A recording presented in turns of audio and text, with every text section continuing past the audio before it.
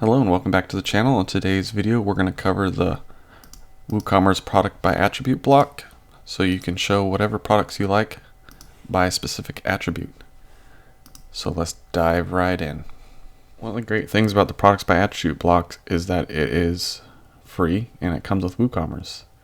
And also you can put it in any page or post that you like.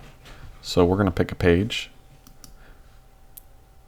And I've already created a page, products by attributes. As you can see, I just have a navigation and a cover block with some text in it. And right in between the footer and that cover block is where we're going to put the products by attribute block. Now, if this is your first time with Gutenberg, all you need to do is hover over a blank spot and you'll see a line with a plus. If you click on the plus, you can search for what you're looking for here and it will show up.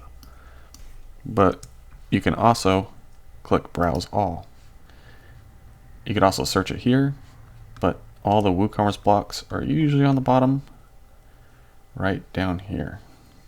And then we got to find the products by attribute. And there we go. And now we have it added to our page. Now let's start adding some products using their attributes. So as you can see, there's a list of attributes here. And if you don't see what you're looking for, you can just search for it up here. I'm going to click a couple of these and then you hit done.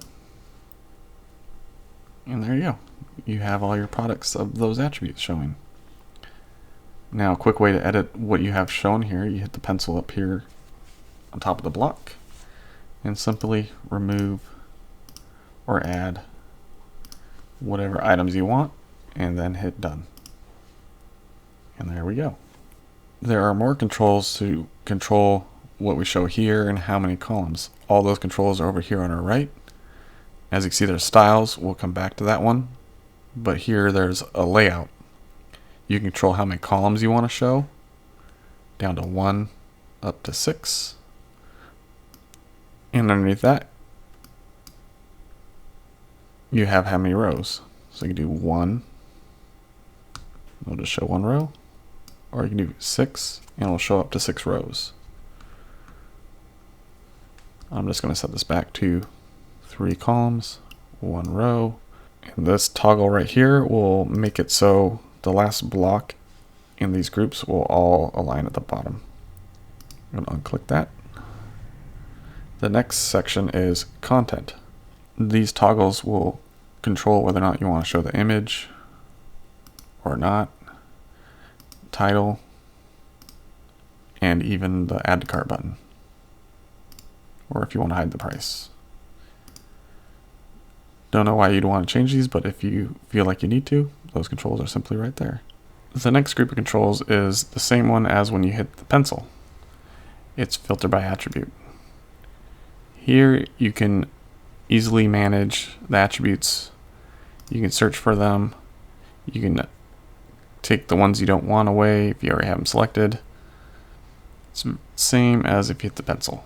And just under the filter by attributes is the order by.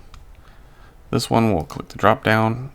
As you can see, you have lowest to highest price, highest to low price, highest first, or rating highest first, sales, alphabetical, and menu order. You can play around with them. They'll just change in which order they go in, so that you'll have the lowest price to the highest, and so on.